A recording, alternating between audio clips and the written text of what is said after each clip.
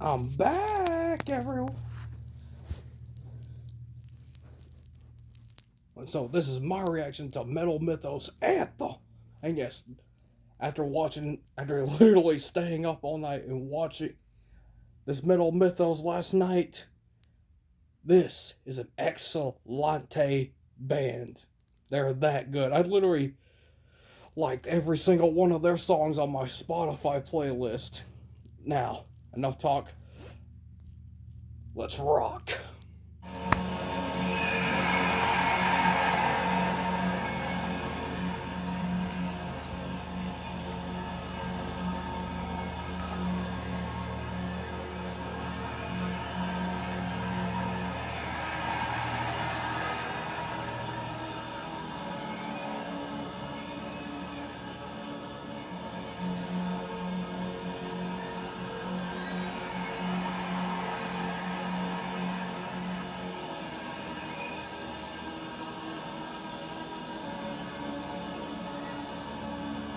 Ladies and gentlemen, I give you the band from Japan, Anthem!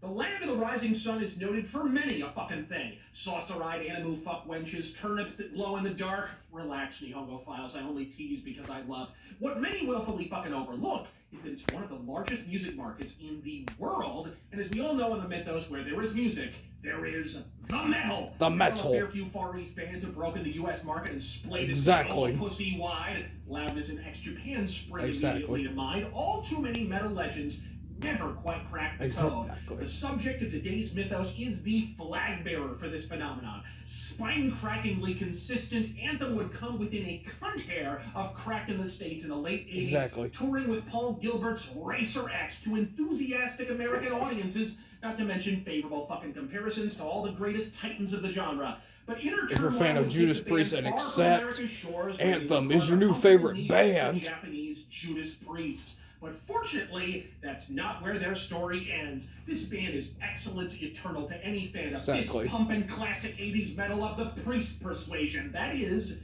if they ever fucking hear about them. But with word reaching us all that Anthem officially has inked their very first Western distribution deal with none other than Nuclear Blast Records, consider that a front. Fucking Remedy, Shibata Naoto, Shimizu Akio, Tamaru Isamu, Morikawa Yukio, the almighty Anthem.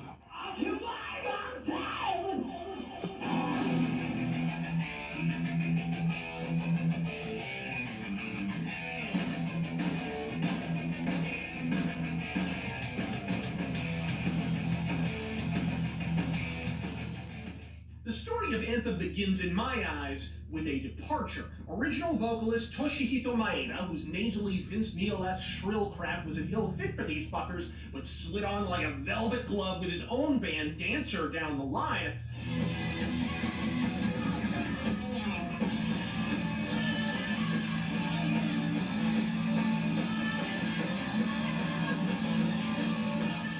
Upon going Splitsville would unwittingly usher in the era of Eizo Sakamoto, today best known in the West for the best known variant of Animetal, as the name suggests, a metal band dedicated to covers of anime theme music.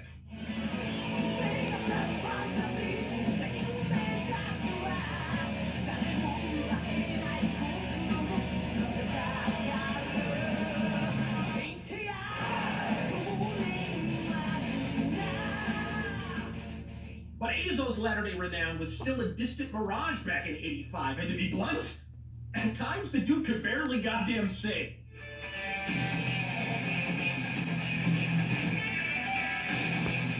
After listening to this debut album on YouTube, I was blown away.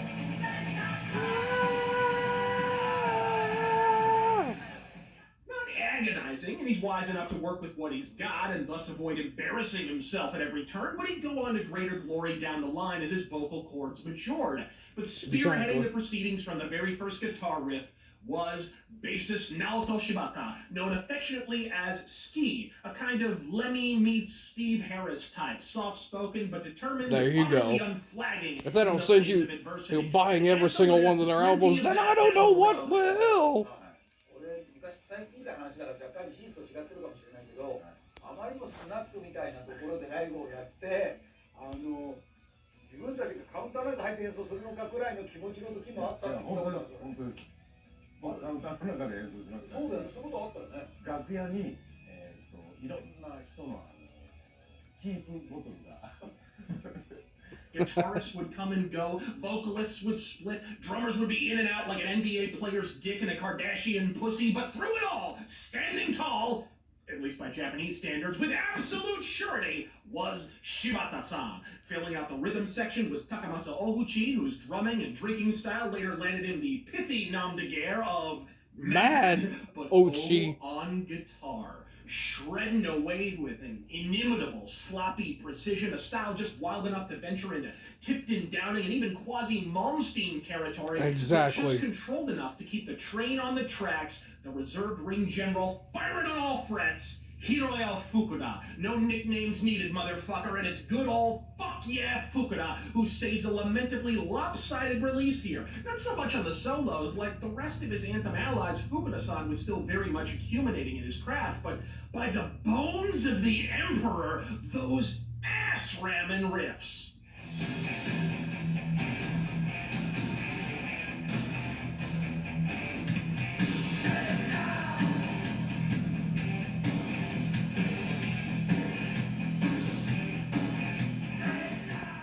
And in retrospect, perhaps it should shine, given that it was produced not by a standard studio technician, but by the president of the Killer Guitar Company, George Asuma. Killer being perhaps best noted for fashioning famed guitar god Akira Takasaki of loudness with his signature pseudo-explorer guitar model. And store that name away for posterity, because Asuma would be a recurring presence in the annals of Anthem going forward. Like I said, this album's not perfect. Fuck, Shibata-san still laments to this day that the bass tracks in particular have several in-studio errors that made it to the final fucking release. And sadly, like many freshman offerings, the recording quality vacillates between passable and pass the fucking demo version, please. But the energy was unmistakable, evoking immediate and favorable comparisons to Priest, Accept, and motherfucking Maiden. From Steeler to Star Formation to the atmospheric beast Blind City, this record is decked out from top to titties in Tokyo steel.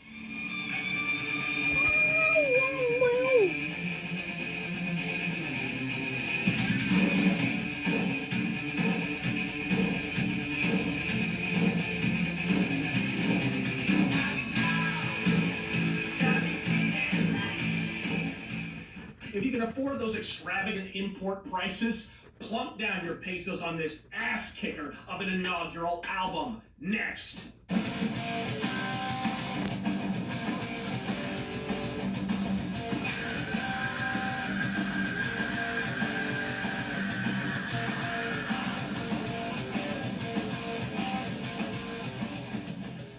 The original self-titled release, for all its promise, was an admittedly sloppy affair, suffering from the occasional fucking focus deficiency. It was the sound of a young band with a general idea of what they wanted to be, but sort of lacking the context to comprehend precisely how to get there. And then a sonic shift occurred, and far from a sophomore slump, the Anthem assault would be comprised of thicker guitar tone, catchier melodies, tighter rhythm, and an incredibly improved vocal effort by Eizo Sakamoto. The first hint of this steadily altering sonic paradigm came in 1985, when Anthem were contracted by Nihon Falcom to cut a soundtrack single for the second Dragon Slayer video game, Xanadu.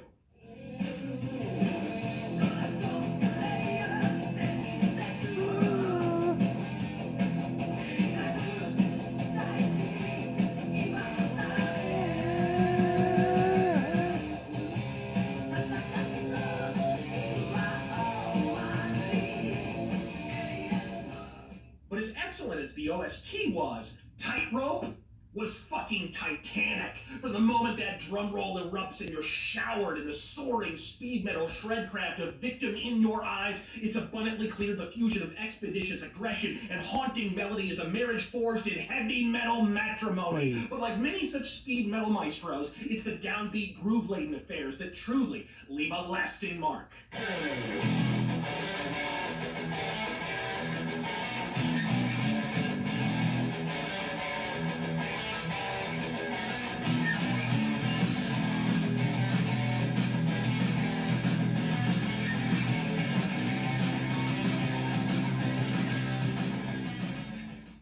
The deepest stab at commerciality came when, for the first time in Anthem's career, they would employ the services of a foreign producer, in this case, Ken Casey. No, not the Dropkick Murphys guy. But when his first mix emerged, the band's manager, famed Japanese critic Masanori Ito, evacuated his bowels on the butt-fucking thing, throwing out the entire mix and demanding it be closer to the original demos. Hence, the thick, raw, fuzz-laden fucking record we wound up with in the end. Spontaneous, melodic, and merciless, Tightrope was a transitory effort, but one with more hooks than an all-amputee pirate ship. But with the band evolving at an alarming rate, the lo-fi fuckery of the earliest efforts was soon to be shed. そのキールの連中全員ゲストで入れなきゃいけないとか、ほんで走り回ってたら横のそのなんていうのかな、楽屋入り口のところドンドンドンドンとものすごく音を叩くやつがいて、ドンドンドンドンドン叩くやつが誰だろうと思ってパッと開けたらさ、ワスプのブラッキーでさ、なんでお前いるのって言うから、俺がマネジメントやってんだよね。なんだどうしたの？いや、アンサムっての見に来たんだけど、満員で入れないんで入れてくれっつうんだよ。楽屋口貸して入れてみせたんだよ。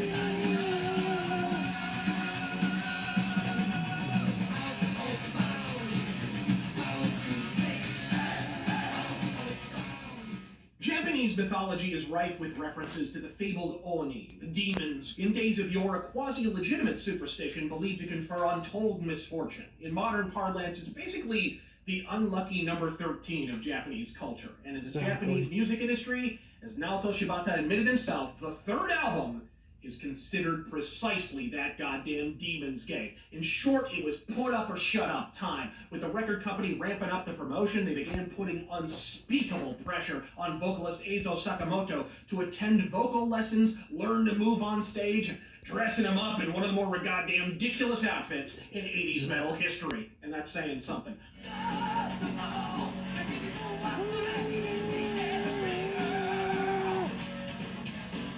But pressure makes a diamond, and what a 24-karat fucking record! Shacking up with former Black Sabbath and Judas Priest producer Chris Sangarides of Sad Wings of Destiny fame, what followed was a fruitful collaboration for both parties, as Anthem at last found a like-minded knob-turner to help him blaze across the states for the first time, while Chris Sangarides unwittingly laid the sonic groundwork for what would become the Judas Priest Painkiller sound.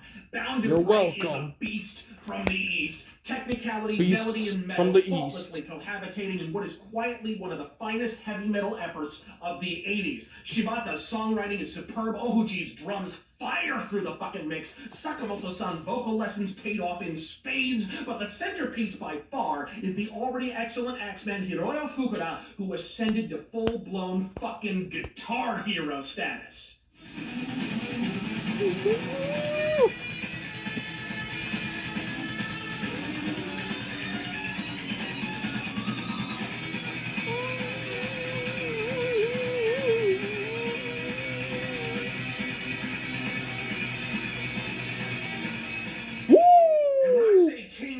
Ramped up the promotion. I mean, full-blown, shove this shit in an anime. I was wailing like Ric Flair. Fucking promotion. Woo! ボーカルの坂本英語です。よろしくお願いします。ギターのジェイです。よろしくお願いします。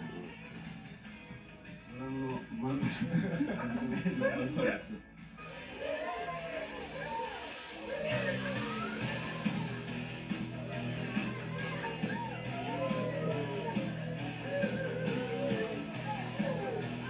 They don't make adult anime like they used to.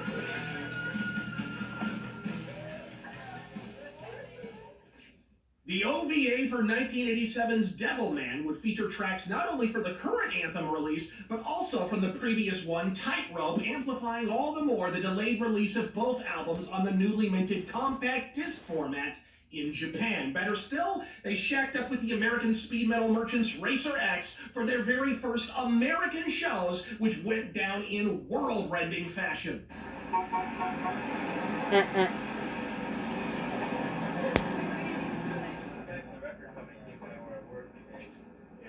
Merry Christmas. How's it going? How's it going, guys? Hi. Hey. Anthem. Alright! Anthem! Oh, heck yeah! Yeah! That was one heck of a show, guys.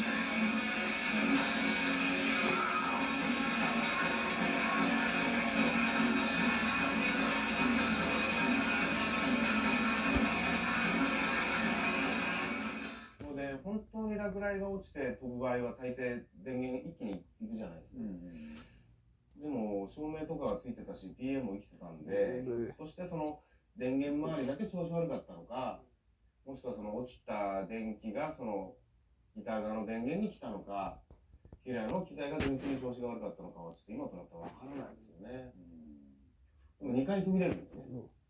それで1回目でそのヒラがアンプ蹴っ飛ばして、2回目ドラムソロに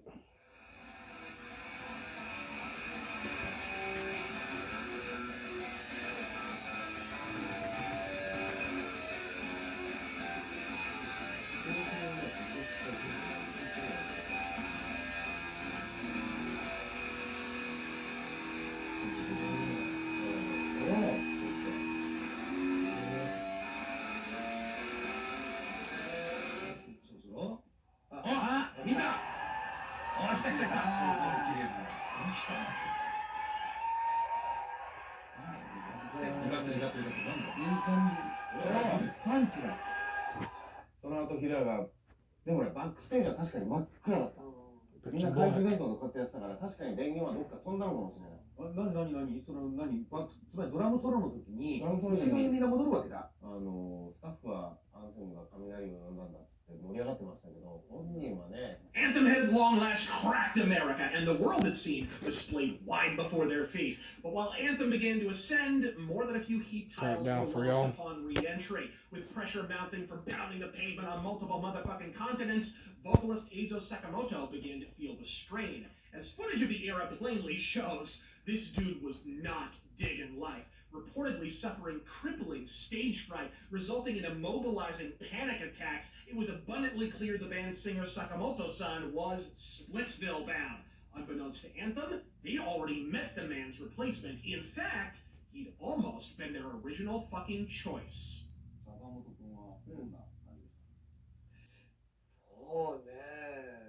I literally watched the whole thing.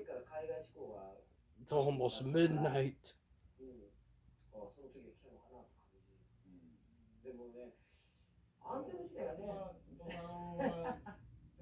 It still slept pretty good. CD をリリースして、バウンドをリリースして、一口坂でミックスしてる頃から、僕はやめますって言ってましたからね、僕だけにね。聞いてないよ。僕しか知らないんです。聞いてねえじゃん。ミックスしてる時ですよ。寒い中毎日一口坂でミックスしたじゃないですか。あの時にやめます。もうお前バウンドブレイクのレコーディング中にもうアンセムやめること決めてたの？いや、あれが最後のアルバムにしとこう。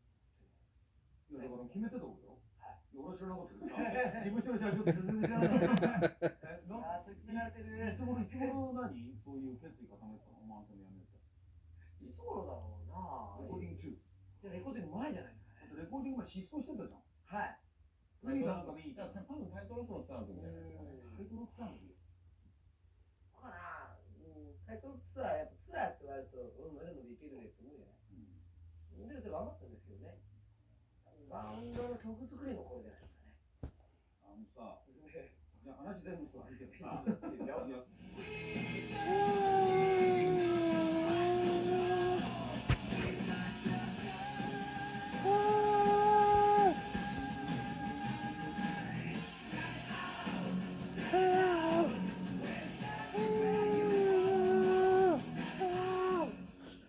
Gypsy Ways was a transitory effort from the outset, even if the singer hadn't sacked himself, even if the prospect of a full-blown American tour wasn't torpedoed in the process, it would still be 1988, a time of flux and fucking uncertainty, where teased hair and spandex in the States was suddenly replaced by the denim and bandanas of G&R, while in Japan, the opposite prospect presented itself with Visual K, and so organically, the one-time speed metal maestros were growing ever more melodic.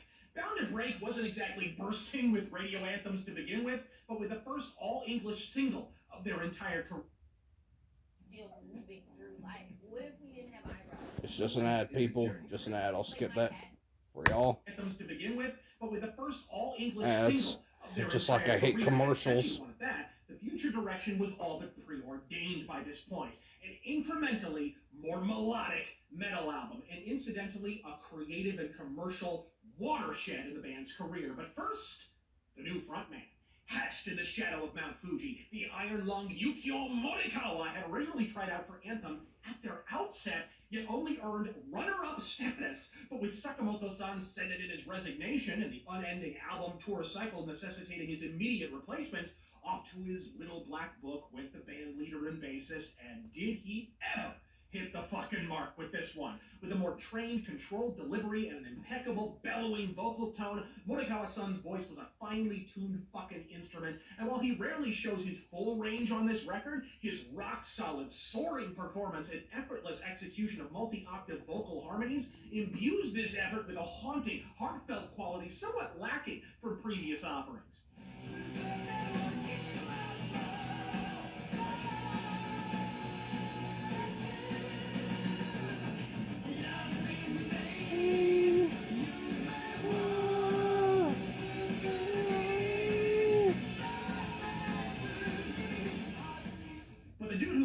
Turned a creative corner here is Hiroya Fukuda on fucking guitar, whose early attempts at Ingve-esque neoclassical conflappery had flowered into his own inimitable brand of raunchy technicality with a guitar tone that profoundly fucking crushes.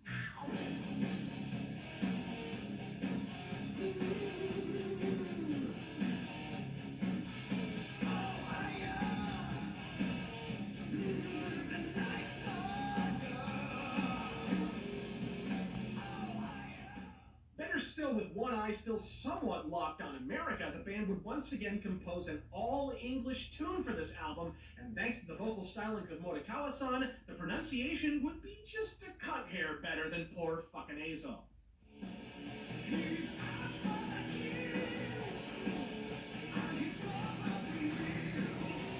Sorry, folks.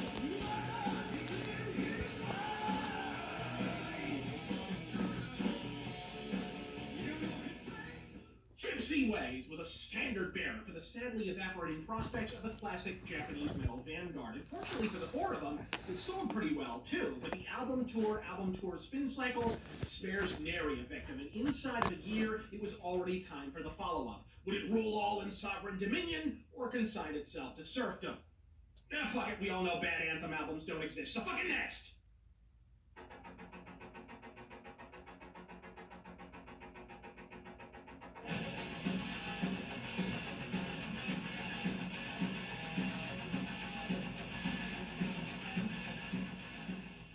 With a mid-career comeback and an admirable rebound from Eizo Sakamoto's fucking freakout, Anthem appeared poised to conquer the industry at large. Already talks were swirling of a second U.S. tour, one which sadly would fail to materialize even to the present day, but the creative nucleus of guitarist Hiroya Fukuda and bassist and bandleader Naoto Shibata were suffering a slow cell death, and by the hunting time sessions, they were hardly fucking speaking. Not that one half of the party could even tell the difference, as by 1988, Fukuda-san was already laboring beneath what he would eventually learn was permanent fucking hearing loss caused by years of unremitting tours on the Japanese mainland. But meanwhile, their noses were firmly affixed to the fucking grindstone, and hunting time was yet another katana blow to the carotid of the Japanese metal faithful. What I find fascinating about Anthem is that they never confuse consistency with samey. All albums are admittedly connected in the sense that each is a logical progression from its fucking forebear, but Hunting Time is an extrapolation rather than a retread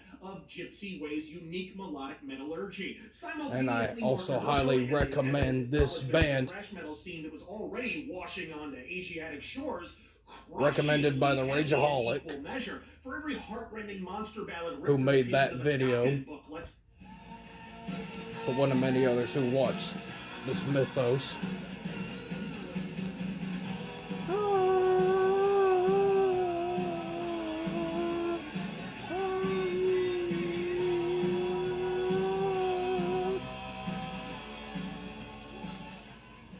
There's a thunderous arena thrash anthem to tear your fucking throat out.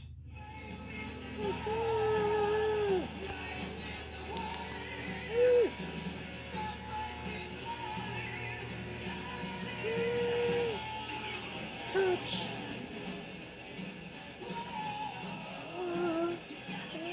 Touch. 僕が音楽を作る上で一番大事なのはやっぱりメロディーです。それをレコーディングでも作曲でも全てにおいてコードとメロディー、それがシンプルで分かりやすいことっていうのをすごく重要視している。それをアンセムっていうロックバンドのフィルターでフィルターを通すとこの音楽になる。 In many ways, this unique sonic synthesis of aggression and melody with pristine recording quality belied the evolving approach of the album's producer Chris Sangarides, which he'd carry on to later efforts as the decade drew to a close. We'll get to that in a goddamn moment. Yukio Morikawa, now 2 albums deep into his Anthem experience, was now beginning to feel the effects. Feel the pressure. Falling deathly ill, straining his vocal cords, and losing his voice entirely during the recording sessions. So committed was he to finishing the album, he had to receive injections directly in his fucking throat to be able to record it all. Hunting Time took a little longer than some of the other albums to grow on me personally. I have no logical explanation. I think maybe it's a measure of middle child syndrome, sandwiched as it is uncomfortably between Gypsy Ways and sweet melodious fuck what's coming next. It suffered a similar fate as otherwise excellent releases like, I don't know, Motorhead's Bomber or Ramones' Leave Home, which is apropos as faced with the onset of a new musical movement in the mainland, sweeping their contemporaries asunder in a merciless wave of Animu outfits and fucking Aquanet. Leave Home is exactly what Anthem did next. あんまり嬉しくないですね。取材に来るのが。作ってる時って、取材に来るのは嬉しいんですけど、頭がいっぱいだから、相手してあげられないですね。今回のレコーディングは、今度のレコーディングはすごい、本当楽しんでね、協力なども入ったしね。Lead singer. Ski was talking about his new lead singer at that point. Sorry, people.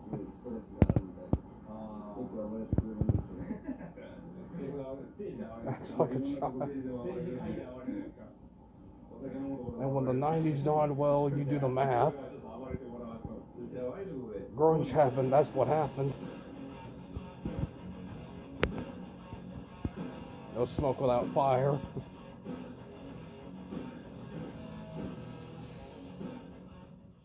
Hold in my hand is my favorite Anthem album of all time, and frankly, one of my top 5 favorite metal albums of the early 90s. After the uncertainty in the late 80s, the indomitable No Smoke Without Fire rang in the 90s with Devil Horns fucking extended, a melodic metal masterpiece as immediate in its appeal as it is eternally engaging. And like the Rageaholic said, that the 90s didn't completely kill metal, but look, just listen to a lot of, and like he said, just listen to a lot of underrated metal acts, and even particular metal subgenres that survived throughout the early 90s, throughout the 90s.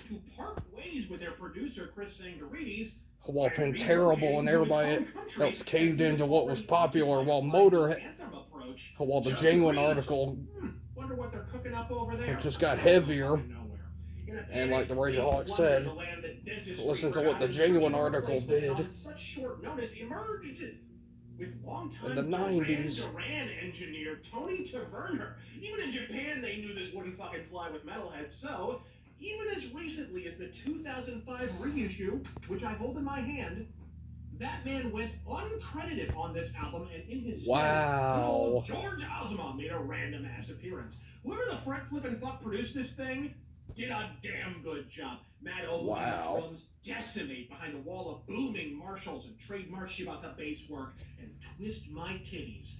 That guitar tone, which is on full display in my personal favorite anthem tune of all time, Hungry Soul.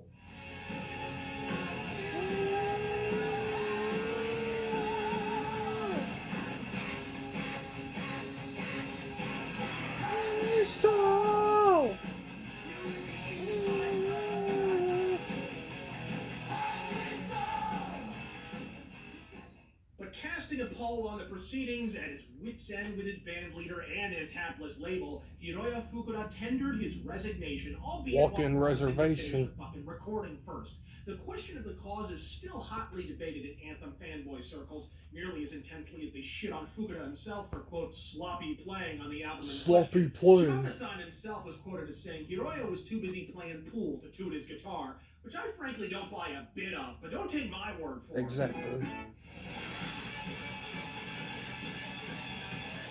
There you go. When the early 90s came around, let's just say there was a lot of band drama. Not only did he not dog it, Fukuda's gone on record since as saying No Smoke Without Fire is his favorite fucking album. Curious appraisal if you're eyeing the exit the entire time. My read, Fukuda was just burned the fuck out. Dismayed at Anthem cranking up the commerciality and actively cringing at the onset of what would come to be called the visual. I don't even know what the word cringe means. One non-starter band, the preposterously titled. I'm like an old man trying to learn From the band and from this kind of crazy stuff. Entirety of the following decade until re-emerging with a groove metal comeback entitled Resuscitation.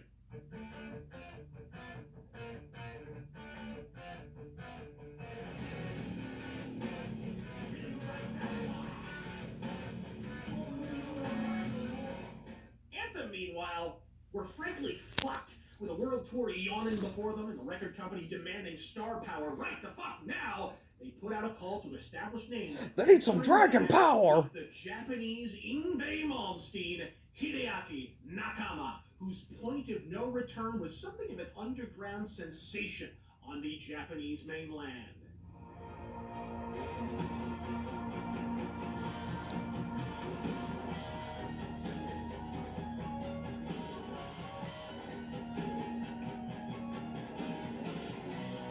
Okay, now I'm impressed.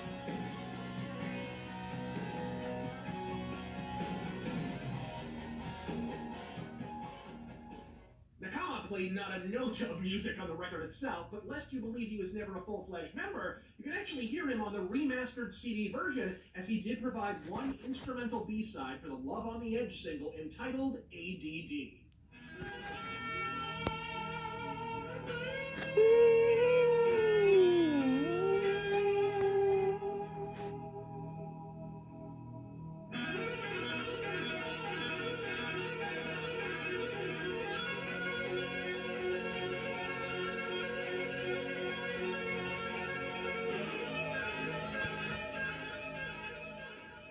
Journeyman keyboard player Don Airey of Rainbow, Sabbath, Ozzy, and short, basically fucking everyone fame tickled the ivories for the release on synthesizer, and not for the fucking last time either.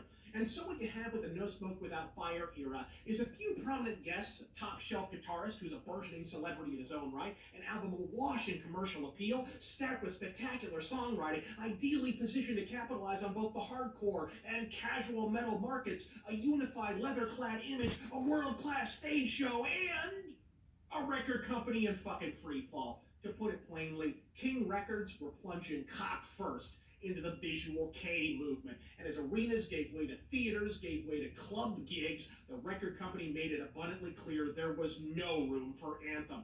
Cranking out just one promotional music video on a very evident shoestring budget, the band made up an effort what they lacked in outright support, and at least they toured South Korea. But by now, the writing was on the wall. The 80s were over, and as in America, the old guard of metal were being forcibly phased the fuck out. Fortunately for us all, they would not go fucking quietly. Anyway, folks, that concludes today's video, and whew, mother of God, that's gotta be the most longest video of my entire life, but I will see you in part 2 of my reaction. So, hope y'all do enjoy the video. Like, subscribe, follow me on Amino on TikTok and Discord, and God bless y'all, and I'll see y'all next video.